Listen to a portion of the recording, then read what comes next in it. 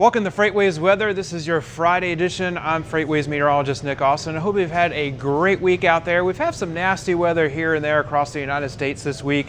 Unfortunately, it's not going to get better this weekend, particularly for folks along the Gulf Coast, especially the Florida coast, the I-10 corridor, and over towards the western coast of the Florida Peninsula as well. We're watching a disturbance in the Gulf right now that's picking up speed.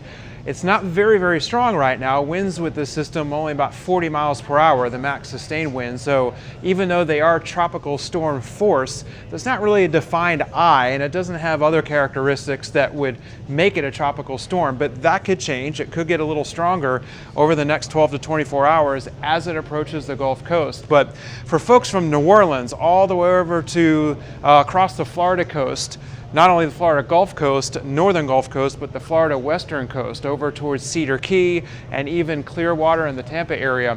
All those areas will have to watch out because starting later today and into tonight, the rain will get really heavy for a lot of those areas. The winds will start picking up as well.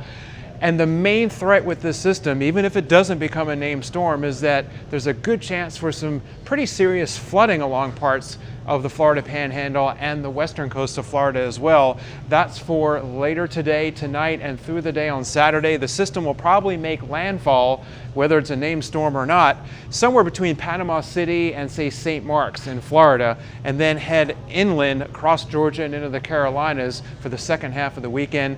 So there'll likely at least be some short-term disruptions as far as freight movement, as far as supply chains across that region of the country, and of course problems for truckers out there as well. Next, we're going to go to the opposite corner of the country, to the northwest region, and we're going to see a snowstorm really picking up in strength and intensity. The winds, the heavy snowfall later today and through tonight, and that'll last through the first half of the weekend. This is for the Cascades of Washington State and Oregon, and also some of the northern Rockies of Idaho and southwestern Montana and parts of Wyoming as well. A lot of the mountain passes, the high elevations above 4,000 to 5,000 feet, could see 1 to 2 feet of snowfall with some wind gusts up to about 40 miles per hour. So not great for travel out there. And of course, this will slow down truckers that may have to go through or around the region. So there'll be some disruptions with the freight movement and supply chains to this part of the country. But most of that snow is going to affect really the ski resorts and the high elevations, but some lower elevations will see several inches of snow across that region as well. That's what you need to know for your weather today. Be sure to subscribe to our YouTube channel for all of our videos. Have a great day, a wonderful weekend, and be careful out there.